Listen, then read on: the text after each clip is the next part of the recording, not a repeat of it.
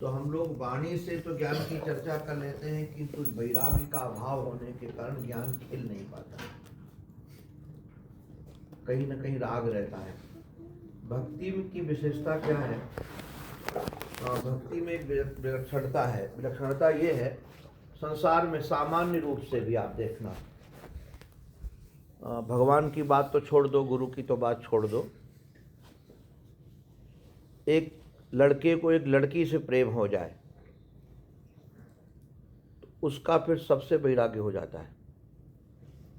उसकी दृष्टि में न माँ की कीमत रही, न बाप की कीमत रही, न समाज की कीमत रही, कोई कीमत नहीं होती है।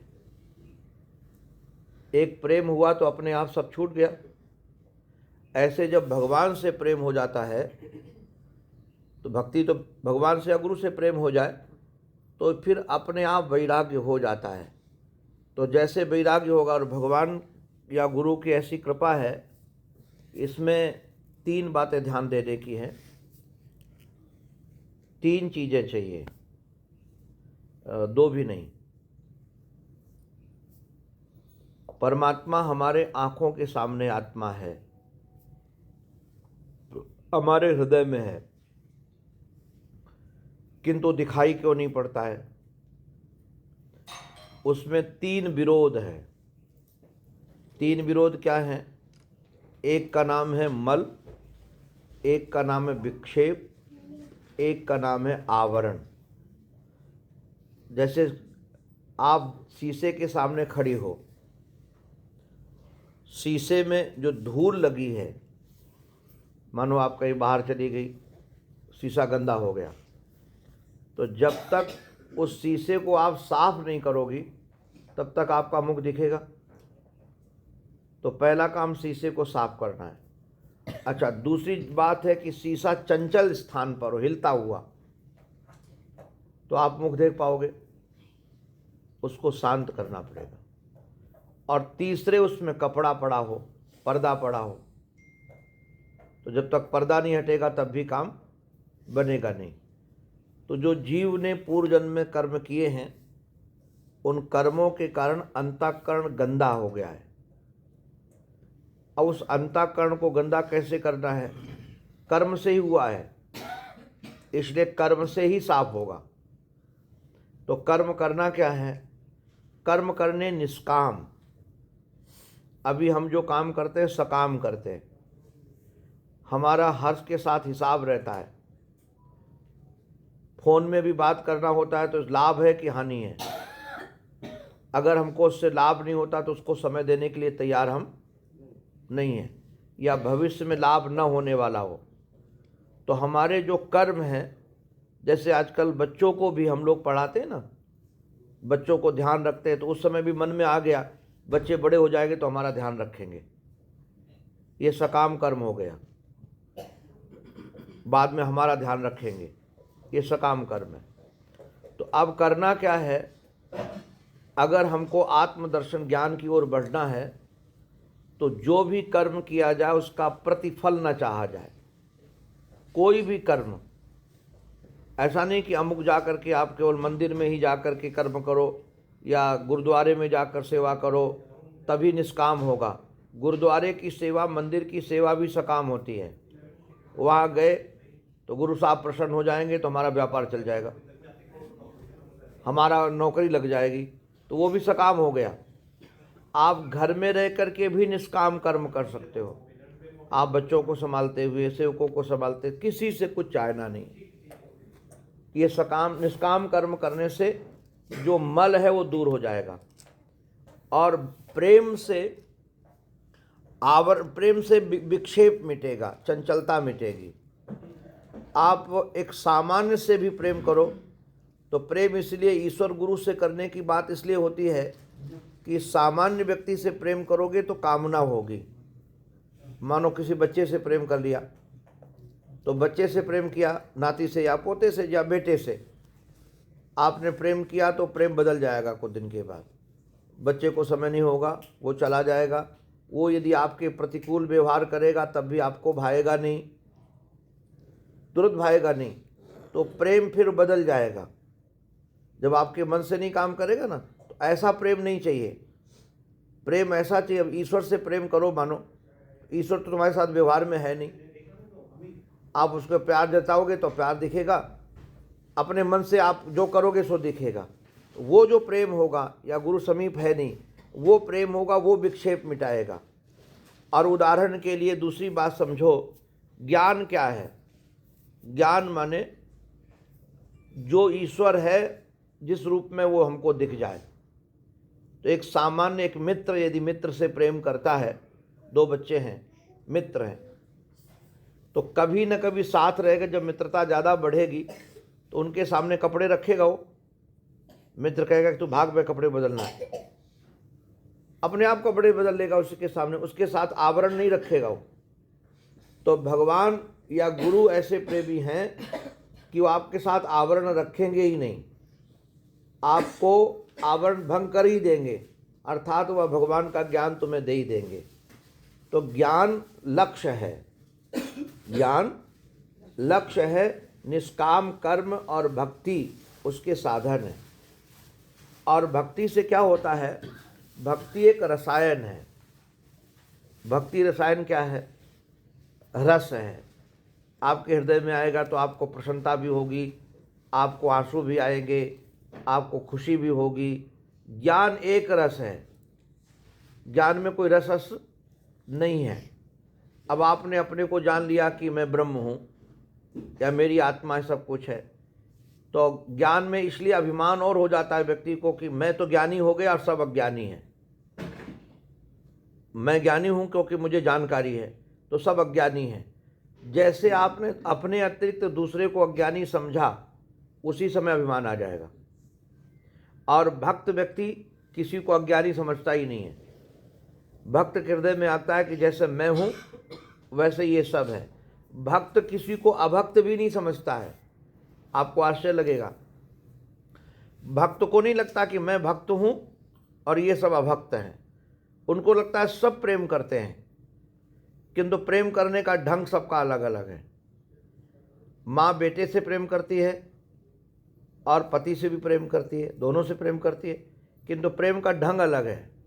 जब बेटे से प्रेम करेगी तो स्नेह हो जाएगा, और पति से प्रेम करेगी तो वह प्रेम हो जाएगा, और सास ससुर से प्रेम करेगी तो आदर हो जाएगा। प्रेम के रूप हैं। तो प्रेम में ऐसा नहीं लगता है कि हम प्रेमी हैं और ये प्रेमी नहीं है। प्रेमी में तो आपको आश्चर्य लगेगा कि ये लगता है कि दुनिया में ऐसा कोई व्यक्ति है ही नहीं जो प्रेम ना करता हो। एक बार हमारे महाराज जी ने गीता पृष्ठा, जो कल्याण विश्व की सबसे बड़ी पत्रिका है, जो इतने जगह जाती है, करोड़ों में जाती है, मासिक पत्रिका है वो, उसमें एक लेख लिख दिया। लेख का था शीर्षक अभक्त कोई नहीं, अभक्त कोई नहीं। तो अब बड़े लोग घबरा गए, बहुत लेख आए कि दुनिया में नास्तिक बहुत हैं जो भगवान को मानते ही नहीं है, तो वो भक्त कैसे होंगे? बहुत लोग नास्तिक हैं, और जीव जंतु कहाँ भगवान को मानते हैं? सिंह भगवान को मानता है? कोई नहीं मानता। हाथी भगवान को मानता है? जानवर कहाँ भगवान को मानेंगे? जानेंगे क्या भगवान क्या चीज़ है? तो बोले लेख गलत है। तो हमारे महाराज जी के सामने बात आई कि ये लेख गलत है। तो महाराज जी ने कहा एक काम करो, लेख जो कहते हो छपने दो, उसका शीर्षक बदल दो कि भक्त की दृष्टि में अभक्त कोई नहीं है। भक्त की दृष्टि में अभक्त कोई नहीं है। तो जब अभक्त कोई दिखेगा नहीं, क्योंकि भगवान ज्ञान की विशेषता बता रहे हैं। भगवान केवल मुरली मनोहर या राम जी के रूप में नहीं है। भगवान का सच्चा स्वरूप है सत, चित और आनंद। भगवान कहते हैं सच्चिदानंद, जिसमें ये तीन चीज़ें वो भगवान है, सत, चित और आनंद। आप दुनिया में कहीं चले जाओ, ये तीन चीज़ों की मांग सबको है। नास्तिक को भी है, आस्तिक को भी है, पशु को भी है, पक्षी को भी है, जीव को भी है, जंतु को भी है। कोई भी मरना नहीं चाहता। जो मरने की ना इच्छा है वो सत की इच्छा है। कोई दुख नहीं चाहता। कोई दुख चाहता है? नास्तिक भी दुख चाहता है। अच्छा, चोर चोरी किस लिए करता है? दुखी होने के लिए, सुखी होने के लिए? दुखी होने के लिए तो नहीं करता।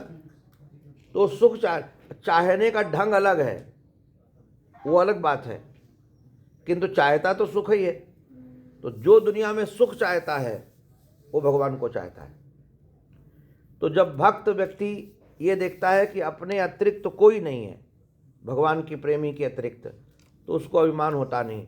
और दूसरी बात और बताएं, भक्त में एक और बात होती है। भक्त में क्या बात होती है? भक्त ये सोचता है कि हमसे ज़्यादा तो वो प्रेम करते हैं, हम तो प्रेमी कम हैं। जब अपने सामने प्रेम करने वालों को देखता है, अरे वो ज़्यादा सेवी भावी, हम तो कम ही हैं, हम तो कम हैं। तो जब अपने को कम देखेंगे, दूसरों को ज़्यादा देखेंगे, तो अभिमान होने वाला नहीं है। और ज्ञान की जो दिशा है, जिस ज्ञान की चर्चा की जाती है, समस्या आजकल क्या है, ये जितने ज्ञान की चर्चा करने वाले संप्रदाय आज बढ़ गए हैं, उन संप्रदायों में वैराग्य की चर्चा नहीं होती है माँ।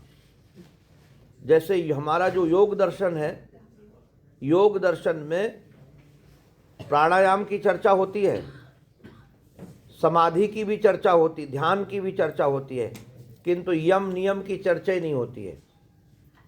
और यम नियम उसके नींव हैं। जैसे ये मकान जो आप देख रहे हैं, ये मकान की तो फोटो खींचेगी, मकान की चर्चा होगी, किंतु नींव की चर्चा होगी। और बिना नींव के मकान टिकेगा? ये जितनी ऊंची बिल्डिंग उठेगी उसमें नींव की ज़रूरत है, उतनी मजबूती की ज़रूरत है, तभी ऊपर जा सकेगी। ऐसे ज्ञान की नींव को उठाने के लिए 60 साधन हैं। उन साधनों की चर्चा कोई करता नहीं है। क्यों नहीं करता है? क्योंकि वो चर्चा करने लगेगा तो कोई उसको जीने वाले मिलेंगे नहीं, तो उसके प्रवचन की कोई कीमत होगी नहीं। वैराग्यवान कौन मिलेगा गृहस्थ में? बहुत कठिन है। आप परिवार के साथ रहकर किसी से प्रेम मत करो, ये संभव है? बड़ा कठिन खेल है ये। सॉरी महाराज जी, माफी चाहिए। नहीं, कोई बात, बोलो ना। क्योंकि मन में जो है मैं क्लियर करना। बिल्कुल बिल्कुल, करो करो। मैं भी माफी चाहिए। ना ना नारायण नहीं, संकोच बोलो माँ। महाराज जी कैसे बोलते हैं, जैसे गृहस्थ में जय श्री राधे महाराज। ज्ञान में गुरु जी ने यही बताया कि हर घट में मेरा ही वास है, हर घट में मैं ही हूँ, हर एक में मैं ही भगवान हूँ। उन्होंने, गुरु ने सिर्फ कुछ नहीं सत्संग में बिठा बिठा के कहते हैं हमारा कॉन्शियस खोला है। तो वो कॉन्शियस, जैसे आज आप आते हैं, हमारा मन तो यहाँ लगा रहता है, पर घर में जैसे बच्चे हैं हमारे लिए करते हैं, साथ में उठने बैठने के नियम है, साथ में चाय पी रहे थे आज का,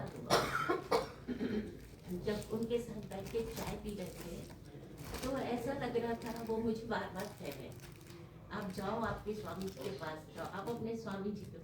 अरे मुझे लगा बेटा मैं ये भगवान छोटे कौन से भगवान के पास जाऊँ, वो तो मेरे साथ है और मैं चाय पी रही हूँ, पर मेरे अंदर तो उनका जाप चल रहा है। तो मुझे ऐसा लगता है यहाँ बैठ के करीब आना वो जरूरी है, या जहाँ भी बैठे हैं वहाँ उनका सिमरन करके उनके साथ रहना जरूरी है। मूल क्या है भैया इसमें? प्रारंभ में आपको जैसे हवा सब जगह है, पूरी जगह हवा व्याप्त है, किंतु यदि आपको अपने गाड़ी के टायर में हवा भरना है तो आपको किसी न किसी सेंटर में जाना पड़ेगा जहाँ उसमें हवा भरी जाए। वो व्यापक हवा जो है वो तुम्हारे टायर में काम आने वाली नहीं है। ऐसे ही व्यापक जो परमात्मा है, जो सब जगह अणु अणु में व्याप्त है, वो परमात्मा अपने काम का नहीं है। काम का वही है जो किसी केंद्र से आप अपने उसमें भर सकोगे। इसलिए महापुरुषों के पास जाना, इसलिए मंदिर में जाना, क्योंकि वहाँ से हमारी बैटरी चार्ज होती है। एक केंद्र है ना, और जब एक स्थिति ऐसी आएगी आपकी एक स्थिति ऐसी आएगी कि आप इससे ऊपर उठ जाओगे। अच्छा, उठ जाओगे तो जब कोई कहेगा भी ये बात कि तुम वहाँ जाओ या ऐसे करो, तो ना आपको बुरा लगेगा ना अच्छा लगेगा। आप एकदम समता में जियोगे, समता में जियो, अपने आप सहजता से ऊपर उसके उपराम हो जाता है व्यक्ति। मैं वृंदावन आया था तो ऐसा कोई दिन नहीं होता था जो मैं वृंदावन बिहारी जी के न जाता हूँ, रोज जाता था। न जाऊं तो शांति नहीं मिलती थी। आज वर्षों हो गए, गए ही नहीं हूँ, वर्षों हो गए, और कभी ये भी नहीं लगा कि अरे वृंदावन में रहता हूँ, वहाँ क्यों नहीं गया। क्योंकि पहले स्थिति अलग थी, अब स्थिति अलग है। तो जैसे स्थिति बदलेगी अपनी, तो फिर अच्छा, स्थिति का गवाह कोई दूसरा नहीं है, स्थिति का गवाह कोई दूसरा नहीं है, स्थिति के गवाह हम ही हैं। हमारे हृदय में इनके प्रति, इनके प्रति, इनके प्रति, सबके प्रति क्या भाव है, इसको हम ही जानेंगे, दूसरा नहीं जान पाएगा। दूसरा तो जिस धरातल पर खड़ा होगा वही देखेगा, जिस धरातल पर खड़ा होगा। अब जिसको अर्थ का महत्व होगा, उदाहरण के लिए, तो हम किसी को ज़्यादा प्रेम दे देंगे तो सोचेगा अरे लगता है महाराज जी को दक्षिणा ज़्यादा देता है ये, क्योंकि उसके दिमाग में पैसा भरा है ना, इसलिए महाराज जी उसको समय, उसका भी कोई दोष नहीं है, कुछ न कोई बात जरूर है। तो जो जहाँ खड़ा है उसके आधार पर ही देख पाता है। इसलिए अपने को तो उधर तक पहुँचने के लिए किसी न किसी से जुड़ कर रहना ही जरूरी है। महाराज जी, एक और बात है। बोलो। जैसे वो माला जाप करते हैं, पर हर जगह तो माला लेके नहीं जाते महाराज जी। रहती भी है तो ऐसा नहीं लगता है कि माला निकाल के सबके बीच और जप करो, पर ऐसा लगता है ये हृदय बार बार उसी में रहते हैं। हर बार, चाहे भोजन बनाओ, चाहे नहाने जाओ, चाहे टीवी चलती रहे, किसी से बात करो, कुछ भी करो, कितने बार कहते हैं कि आप क्या कह रहे हैं, शब्द तो जा रहे हैं अंदर पर यहाँ है ही नहीं। तो वो माला जाप करना जरूरी है? बिल्कुल जरूरी नहीं है, प्रारंभ में जरूरी है। जब बच्चे शुरू में पढ़ते हैं तो उनको खिलौनों के माध्यम से समझा दिया जाता है, उनको जरूरी है वो। अब दुनिया के किसी भी शब्दकोश में ए माने एप्पल होता है, डी माने डॉग होता है, नहीं होता। किंतु एक बच्चे को डी का अक्षर पहचान कराने के लिए डॉग को पहले पकड़ाना पड़ेगा। बाद में बच्चे बड़े हो जाएंगे तो दहली कहना होगा, तो फिर डी को याद करके कुत्ता को याद नहीं करेंगे कि डॉग वाला डी, वो नहीं कहा जाएगा। दहली वाला डी भले कहा जाए, वो छूट गया। एक समय तक रहता है कि माला की ज़रूरत है, जब माला छूट जाएगा अपने आप मन में जब होने लगे तो फिर माला, जब तक मन में सुमिरन नहीं होता तब तक माला चाहिए, और मन में होने लगे तो माला की आवश्यकता नहीं है। और एक सवाल है, ये आपने कहा कि परिवार में रह के और वैराग्य भाव नहीं आता है, बट मैं उन गुरु को जरूर नमस्कार करूंगी जिन्होंने ये कार्य किया है। आज जैसे परिवार में रहते हैं, हमारा भाव ऐसा रहता है कि भोजन बना रहे हैं, बेटा है, उनके लिए कुछ बना रहे हैं, तो ऐसा रहता है कि मेरा गुरु भाव है, वो जाप के साथ सब चलता है।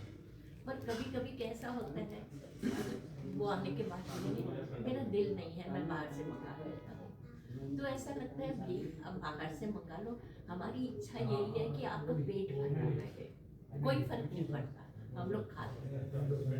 ऐसे ही जैसे बच्चे बेटी है, सारा दिन सेवा करते हैं, कभी उस सेवा में नहीं आते तो हमें ये लालच होती है कि चलो वो सोए हैं, उनको नहीं डिस्टर्ब करो, हम सब कर रहे हैं। ये एक्सपेक्टेशन नहीं रहती है कि उनको ही करना है या ऐसा कुछ। उस परिवार में महाराज जी सबको ऐसा है कि ये मैं करूँ, ये मैं करूँ।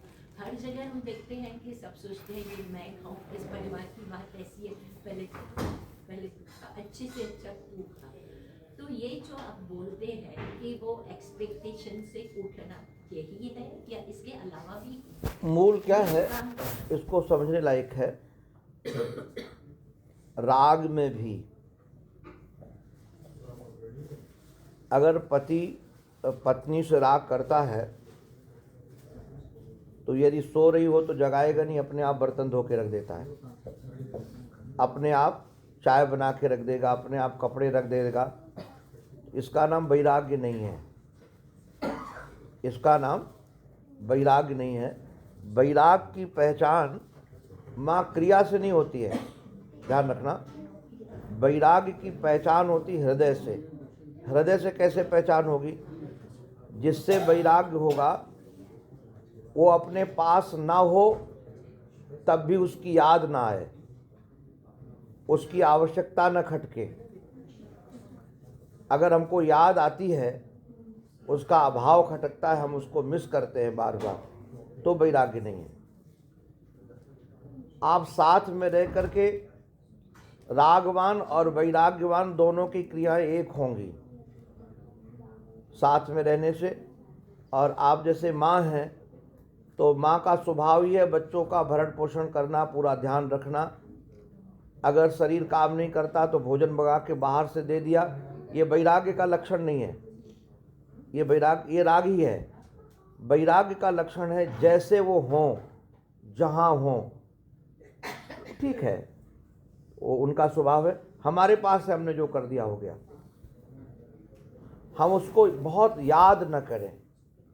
याद करते हैं। हमको एक बात बहुत अच्छी लगी, माता जी आप जैसे सत्संगी, अभी तो उनकी लगभग 75 साल 76 साल की है उम्र, मेरे से बचपन में बड़ा राग प्रेम था उनका, पुत्रवत मानती थी। तो फिर हम वृंदावन आ गए ऋषिकेश में, क्योंकि हम बचपन में जिनके साथ रहे वो ज्ञान की चर्चा करते थे, वो भक्ति की करते ही नहीं थे। 10 साल हमारा जीवन उपनिषद और विचार में ही गया। फिर वृंदावन में महाराज जी के चरणों में आए तो यहाँ का माहौल अलग था। तो पहले समझ ही भी नहीं आ रहा था, फिर धीरे धीरे वो समझ में आया। तो माता जी वो वहाँ थी, तो हमसे बहुत प्रेम करती थी, वो संतों से प्रेम करती थी। तो हमारे कई मित्र थे, उनका भी ध्यान रखती थी वो। कुछ दिन पहले हमको 5-6 साल हो गए होंगे, किसी मित्र ने बताया कि उनके वो पति चले गए, बाबूजी चले गए। तो हमने कहा लाओ अच्छा उनसे बात करते हैं। तो उन्होंने फ़ोन दिया, मैंने फ़ोन किया, लुधियाना में रहती थी वो। तो मैंने कहा कि बताया कि मैं बात कर, बड़ी खुश हुई। फिर हम धीरे से व्यवहार में काम ने कहा कि पता चला बाबूजी का शरीर पूरा हो गया, बड़े दुख की बात है। मैंने जैसे कहा दुख की बात है, तो माता जी वहाँ से मेरा नाम लेकर बोलती, तू वो बोल रहा है कि कोई दूसरा बोल रहा है? तो हमने कहा मैं बोल तो वही रहा हूँ। तो बोले कि वो तो नहीं बोल सकता, ये कोई दूसरा बोल रहा है, इसमें क्या दुख की बात है, ये तो संसार का स्वरूप ही है। हमसे बोली किसका पति सदा रहा है, इसमें क्या बड़ी बात हुई, मरना हो गया। और हंस करके कहती है कि बहुत अच्छा हुआ। हमने कहा क्या अच्छा हुआ? बोले खाने वाला चला गया, खिलाने वाला थोड़ी गया है। और वो इतने मस्ती में थी, मतलब हम अगर आपको सच कह रहे हैं कि अगर वो 75-76 साल की नहीं होती तो मेरे मन में आता है इसका कोई फ्रेंड तो नहीं हो गया कि पति की परवाह नहीं है, पति की परवाह ही नहीं है उसको। तो हमको पता था कि उनका जीवन, और दोनों में बहुत प्यार था, वो इतना प्यार करते थे माता जी कुछ पूछो नहीं। किंतु इसका नाम वैराग्य है, चले गए तो कोई बात नहीं है, और साथ में है तो कोई शिकायत नहीं है, चाहे जैसा व्यक्ति साथ में रह जाए। हम महापुरुषों को देखे हैं और कोई शिकायत नहीं। वैराग्य, घृणा का नाम वैराग्य नहीं है, घृणा का नाम भी वैराग्य नहीं है कि कोई हमको दुख दे रहा है तो छोड़ो, हटाओ उसको, हटाओ, तो घृणा हो गई। वो सहज स्थिति में जीना, दोनों में सम, साथ में रहे तो धन्यवाद, चला जाए तो धन्यवाद, इसका नाम वैराग्य है। और सेवा तो हम सबकी करते ही हैं, और सेवा तो कई बार स्वरूप हो जाता है। अब जैसे मेरा स्वरूप है, मैं बता रहा हूँ, गुरुजनों की सेवा की है, तो सेवा के कारण हमारा स्वभाव सेवा का है। हम अभी भी आश्रम में बैठ के परस के भोजन कराते हैं। कई बार क्या होता है कि मैं यात्रा करता रहता हूँ तो माताएं मिल जाती हैं हमको। अब क्या होता है कि सामान माताओं के पास प्लेन में ज़्यादा होता है, तो 7 kg जो लेके चलना होता है हैंड कैरी, उससे ज़्यादा संभलता है नहीं। 70-75 साल की हैं, किंतु पैसा बचाने के लिए हैंड कैरी रखना है उनको। तो मैं कई माताओं के मांगता हूँ कि हमको दे दो, मैं आपका लेके चलूँगा। अरे राम राम, आप महात्मा, वो पाप लग जाएगा। तो संस्कार है भारत के, पाप लग जाएगा। तो मैं हाथ जोड़ कहता हूँ कि माँ, मैं महात्मा बाद में हूँ, मनुष्य पहले हूँ। तो तुम्हारे बेटे की उम्र का हूँ, मुझे दे दो। फिर मैं हंस के कहता हूँ, मैं तुम्हारा सामान लेके भागूंगा नहीं, यहाँ भाग सकता नहीं हूँ, तो तुम्हारे साथ ही चलूँगा। तो कई माताएं दे देती हैं, कई दुआ भी बहुत देती हैं। तो हमारा स्वभाव है, उसमें हमारी साधुता कुछ नहीं है। वो बचपन से हम किए हैं ना सेवा, तो वो स्वभाव है। हमारे साथ कोई स्त्री पुरुष साथ रह जाए ना, तो हम पैर दबा दें, हमको कोई फर्क नहीं पड़ता है। हमको ये भी नहीं लगता है कि ये स्त्री है कि पुरुष है। अब लोगों को तो बड़ा वृक्ष लगेगा। अब कोई माताजी थी, हम लोग कैलाश मानसरोवर में गए। अब वो माताजी भटक गई पूरे टोली में।